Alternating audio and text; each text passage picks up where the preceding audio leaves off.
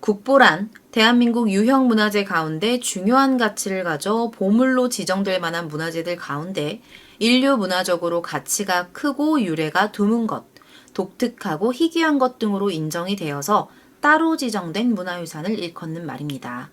국보 1호 숭례문부터 2019년 6월에 지정된 부여 왕흥사지 출토사리기까지 현재 총 327호의 국보가 대한민국 중요 문화유산으로 그 가치를 뽐내고 있는데요. 그런데 이 국보에도 영구 결번이 존재하는 것을 여러분들은 알고 계셨나요? 영구 결번이란 스포츠나 항공기, 철도 등에서 특정 번호를 다시 사용하지 않도록 하는 조치인데요. 스포츠의 경우엔 명예와 영광의 뜻을 지니고 있지만 항공기나 철도의 경우는 사고와 얽힌 부정적인 의미를 갖고 있습니다. 그렇다면 문화재의 영구 결번은 무엇을 의미할까요? 명예의 의미일까요? 아니면 불명예일까요? 현재 국보 274호와 278호는 유의한 영구 결번으로 남아 있는데요. 이 중에 국보 278호는 보물 1657호로 재지정이 되면서 역사적인 가치를 지키고 있습니다. 그런데 274호의 사연은 조금 다릅니다. 오늘의 사건 파일 리뷰 컨텐츠는 이 국보 274호가 숨겨온 비밀에 관한 이야기입니다. 1992년 8월 18일 해군산하 충무공 해전 유물 발굴단은 경상남도 통영군 한산면 북서쪽 해역에서 무언가를 인양하게 됩니다. 바로 조선시대의 것으로 추정되는 명문이 새겨진 총통이었습니다. 총통이라는 건 조선시대 때 사용하던 유통식 화기예요. 화기라는 건 화포, 화약을 장치해서 발사하는 무기라고 생각을 하시면 될 것 같아요. 이 총통의 길이는 89.2cm, 무게는 62kg에 달했습니다. 그런데 이날 이 총통이 발견되고 나서 총통에 새겨진 명문 내용이 알려졌고 사람들은 놀라움을 감추지 못했다고 해요. 어떤 내용이었을까요? 그 내용은 이렇습니다.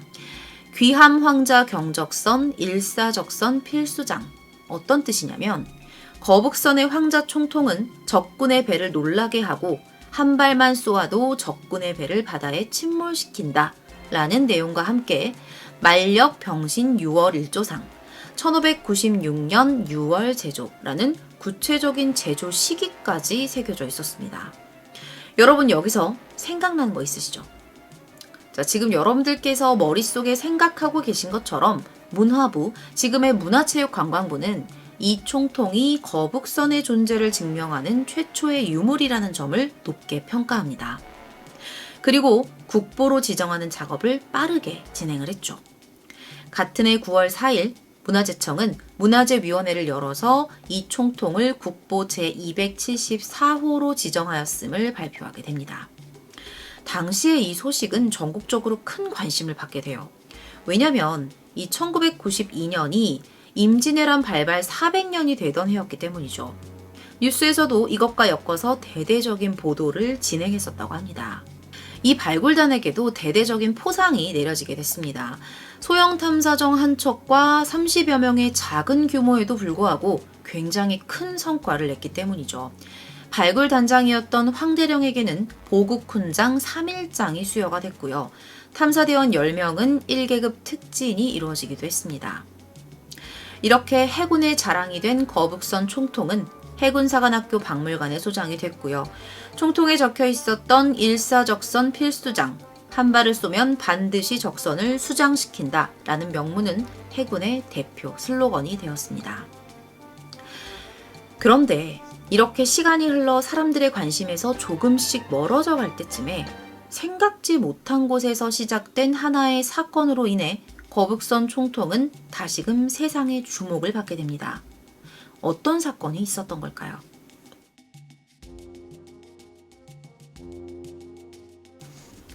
그 사건은 거북선 총통이 국보로 지정된 뒤 4년이 지난 1996년 5월부터 시작이 됐어요.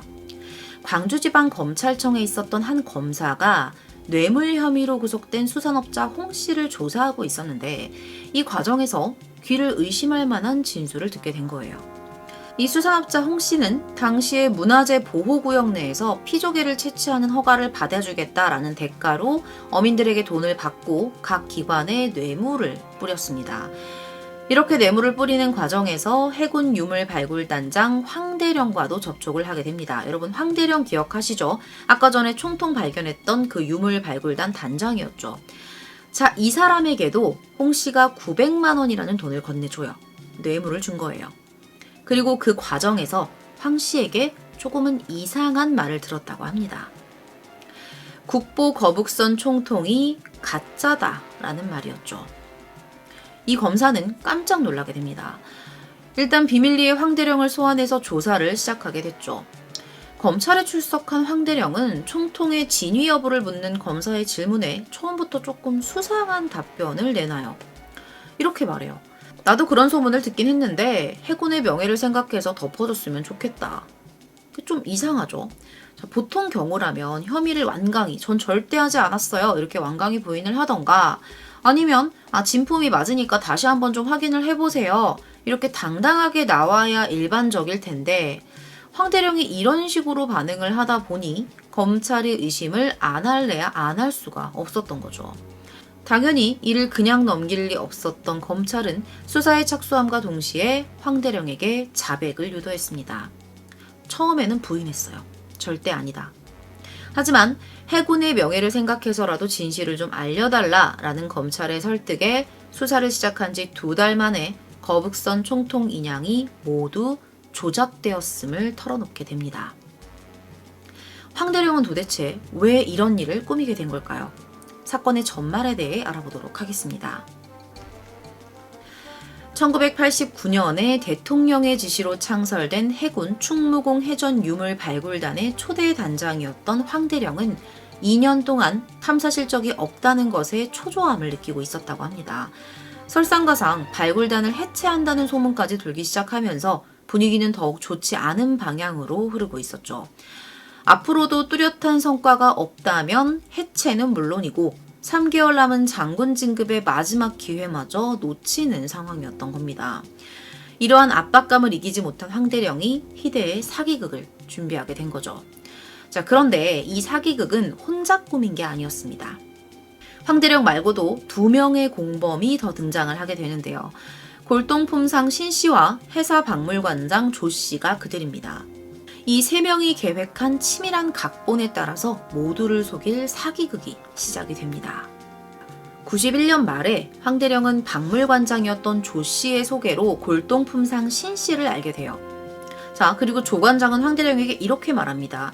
이 골동품상 신 씨가 해전 유물을 많이 가지고 있으니까 한번 잘 사귀어봐. 이런 말을 듣게 된 거죠. 그리고 황대령은 신 씨를 발굴단 전문위원, 그러니까 이 골동품상 신 씨를 발굴단 전문위원으로 임명을 합니다. 자, 그리고 92년 8월에 황대령은 보좌관을 대동하고 창원에 위치한 신 씨의 집을 찾아갑니다. 이때 신 씨에게서 신문지로 포장되어 있는 가짜 총통을 건네받게 됐죠. 자, 그 후에 며칠이 지났고요. 8월 10일이 됐어요.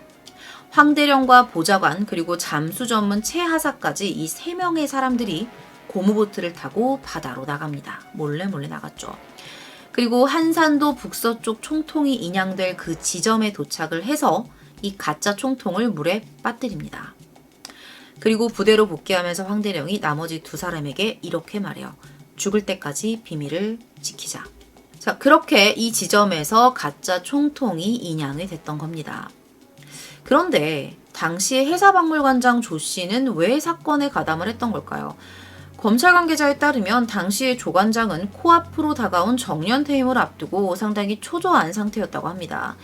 그때 골동품상 신 씨가 군 관계자를 자신과 연결을 해주면 퇴임하고 나서 해전유물 관련 용역업체 설립을 내가 도와주겠다라면서 접근을 한 거죠. 이 신 씨가 조 씨에게. 이렇게 해서 조 씨도 범행에 가담하게 되었다고 하네요. 그리고 조 씨가 포함된 문화재위원회 감정위원들은 총통이 인양된 지 불과 3일 만에 국보 지정에 서둘러 합의를 했고요. 굉장히 좀 급해 보이죠. 이렇게 그들의 사기극이 완성됐던 겁니다. 계획대로 착착 진행이 됐네요. 자, 자, 이 사건에서는 사실 발굴 당시부터 총통에 대한 여러 의문점들이 지속적으로 제기가 되어 왔었어요. 자, 어떤 의문점들이 있었냐면 전례 없이 굉장히 빠른 속도로 국보에 지정된 건 차치하고서라도 일단 400년간 해저에 묻혀 있었던 유물치고는 상태가 굉장히 좋았어요. 굉장히 깨끗했다는 거죠. 바닷물에 부식이 돼서 녹 때문에 알아보기 힘들어야 하는데 글씨들까지도 너무나 선명했던 겁니다. 자, 총통에 새겨져 있었던 귀함 황자 경적선, 일사적선 필수장, 이 명문도 조금 수상하다는 지적이 있었어요. 왜냐면 이 글자 중에 일부가 조선시대 때 사용하지 않는 글자들이 적혀 있었던 거예요. 자, 일단 조선시대 때는요, 수장이라는 단어를 사용한 사례가 없었다고 합니다. 자, 그리고 어떤 글자가 틀렸었냐면, 자, 요거를 조금 봐주세요. 자, 그리고 조선시대 문헌에서는 거북선을 모두 귀선이라고 적었어요. 근데 이 총통에는 뭐라고 적혀 있었냐면 귀함이라고 적혀 있었습니다. 그런데 이런 단어는 한 번이라도 적혀 있었던 기록이 없었다고 해요. 자, 그리고 또 하나, 적의 배를 뜻하는 적선이라는 글자도 사실 맞는 표현이 아닙니다.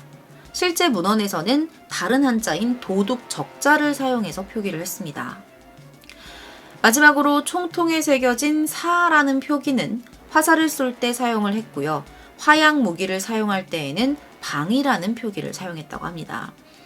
자, 이런 의문점들이 있었음에도 문화재관리국가 문화재위원회는 국가기관인 해군의 발굴이라는 점과 무기 전문가의 현지 조사를 지나치게 믿은 나머지 세심한 조사도 없이 총통을 국보로 지정하게 된 것입니다. 자, 이렇게 사건의 전말이 드러나고 나서 가짜 총통에 대한 성분 분석에 들어가는데 여기에서도 가짜의 증거가 나옵니다. 자, 보통요, 조선시대에 제조됐었던 총통들은 아연의 함유량이 0.05%에서 0.06% 되게 소량이에요. 근데 그거에 반해 이 가짜 총통의 아연 함유량이 8%에 달했던 거죠. 열에 약한 아연 함유량이 높게 되면 대포가 금세 망가진다고 합니다. 처음부터 총통의 역할을 하려고 만들어진 게 아니었다는 게 드러난 거죠. 출처불명의 골동품을 국보로 지정한 초유의 사건을 저지른 3인 공범들의 결말은 어땠을까요? 박물관장 조 씨는 3년 전 이미 세상을 떠난 뒤였기 때문에 공소권이 없었지만 나머지 2명은 처벌을 피할 수가 없었습니다. 경찰은 골동품상 신 씨를 체포하고 그의 집을 수색해 제작 시기를 알 수 없는 총통 13점과 글씨를 음각하는 도구들을 발견합니다. 며칠 뒤 체포된 신 씨에게 그의 사위와 함께 총통을 만들고 글자를 새긴 후에 그 위에 화공약품을 부어서 부식시켰다는 자백까지 받아냅니다. 심지어 이 총통이 조선시대 유물도 아니었다. 이게 무슨 말이냐면 다른 조선 총통을 거북선 총통으로 속인 게 아니라 그냥 사기를 치려고 지금 100% 위작으로 만든 거라는 거예요. 그러니까 다른 조선 총통을 거북선으로 속인 게 아니라는 거죠. 그냥 지금 만든 거죠. 사기를 치기 위해서. 자, 이렇게 총통이 조선시대의 유물도 아니었었다라는 수사 결과가 나오면서 해군과 문화재청은 비난과 망신을 피할 수가 없었습니다. 자신의 출세를 위해 유물을 조작하고 세상을 속이려 했던 황대령은 결국 모든 훈장과 명예를 박탈당했고요. 신 씨와 함께 구속되었습니다. 1996년 8월 31일 문화재위원회가 다시 모이게 됩니다. 4년 전에 가짜 총통을 국보로 지정한 위원회가 이번에는 국보 해제를 위한 심의에 들어가는 촌극이 발생한 거죠. 한국 문화재 사상 가장 부끄러운 일로 기록된과 동시에 해군에게도 지우기 힘든 오점을 남긴 가짜 총통은 그렇게 국보에서 해제되었고 국보 274호는 영구 결번이 되었습니다. 결국 부끄러움의 상징으로 남게 되었죠. 오늘 준비한 사건 파일 리뷰 컨텐츠는 1992년 국내에서 발생한 국보 조작 사건이었습니다. 시청해주셔서 감사합니다.